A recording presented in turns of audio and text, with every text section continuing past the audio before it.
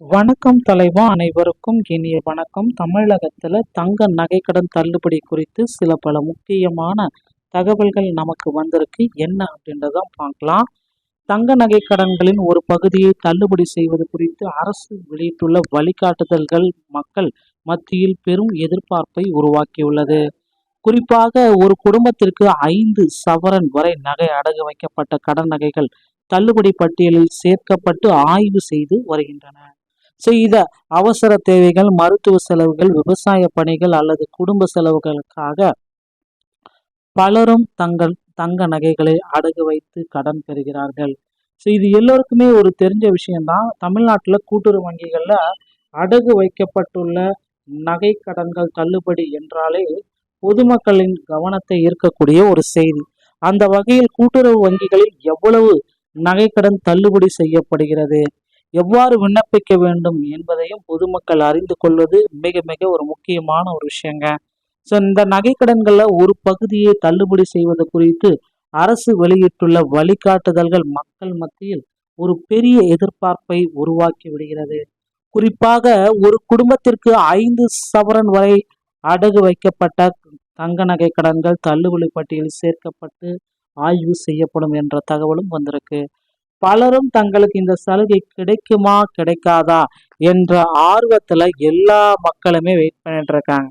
இந்த சலுகை எனக்கு கிடைக்குமா கிடைக்காதா, யாரெல்லாம் அந்த சலுகையை பெறுவதற்கு தகுதியான நபர்கள் அப்படின்றது இப்ப கேள்விக்குறியா இருக்குங்க. கூட்டுறவு வங்கிகள் மூலமாக ஒரே குடும்பத்தை சேர்ந்தவர்கள் கூட்டுறவு வங்கிகள் மூலமாக பல்வேறு கூட்டுறவு சங்கங்களில் நகை கடன் பெற்றிருந்தால் பொதுவாக ஒரு குடும்பத்திற்கு 5 சவரன் வரை அடகு வைக்கப்பட்டுள்ள நகைகளுக்கான கடன்களோ தள்ளுபடியோ ஆய்விற்கு கொண்டு வந்து கடன்களை தொடர்றாங்க. மேலும் கடன் பெற்ற நபர் அந்த கூட்டுறவு வங்கி அல்லது சங்கம் செயல்படும் பகுதிக்குள் வசிப்பவராக இருத்தல் வேண்டும் என்பது முக்கியமான நிபந்தனைகள். ஒன்று, குடும்ப அட்டை மற்றும் ஆதார் போன்ற ஆவணங்கள் அடிப்படையில் குடும்ப விவரங்கள் சரிபார்க்கப்பட்டு தகுதி உள்ளவர்களின் பட்டியல் தயாரிக்கப்படுவது குறிப்பிடத்தக்க ஒரு விஷயம். இதற்கெல்லாம் நீங்க மீண்டும் கூட எப்படி விண்ணப்பிப்பது அப்படின்றத தயவு செய்து தெரிஞ்சுக்கோங்க. சில விதிமுறைகளை பின்பற்றி தான் அந்த நகைக்கடனை இப்ப இருக்கிற டைம்ல உங்களால வாங்க முடியும். ரிசர்வ் வங்கியுடைய ரூல்ஸஸ் எல்லாமே கொஞ்சம் ஹெவியா இருக்கு. அதனாலதான் முதல்வர் விஜய் அவர்கள் கூட நகைக்கடன் தள்ளுபடியில தேவையான அளவு அப்டேட்டை கொடுக்கல அப்படின்றது குறிப்பிடுது. நகைக்கடன் தள்ளுபடி பெறுவதற்கு தனியாக புதிய விண்ணப்பம் செய்ய வேண்டுமா என்ற கேள்வி பலரிடம் எழுந்து கொண்டிருக்கிறதுங்க. நகைக்கடன் தள்ளுபடி பெறுவது பொதுவாக சந்தர்ப்பங்களில் புதிய விண்ணப்பங்களை சமர்ப்பிக்க வேண்டிய அவசியம் இல்லை.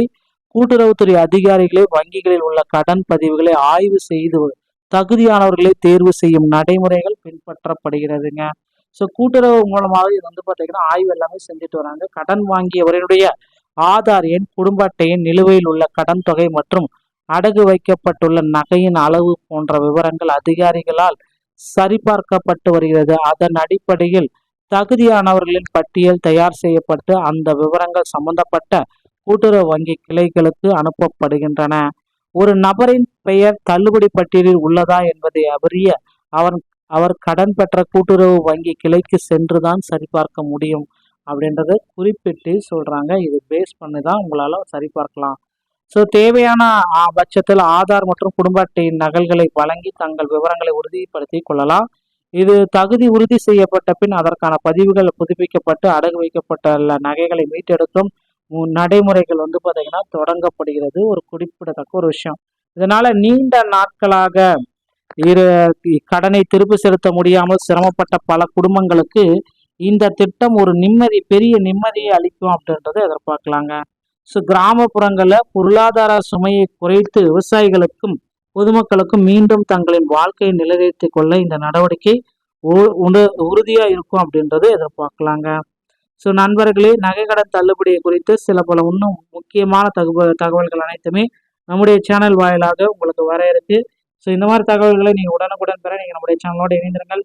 மீண்டும் ஒரு நல்ல தகவலோட நான் உங்களை சந்திக்கிறேன். நன்றி, வணக்கம். கண்டிப்பா அந்த நகைக்கடன் தள்ளுபடி விரைவில் நாம எதிர்பார்க்க முடியும்.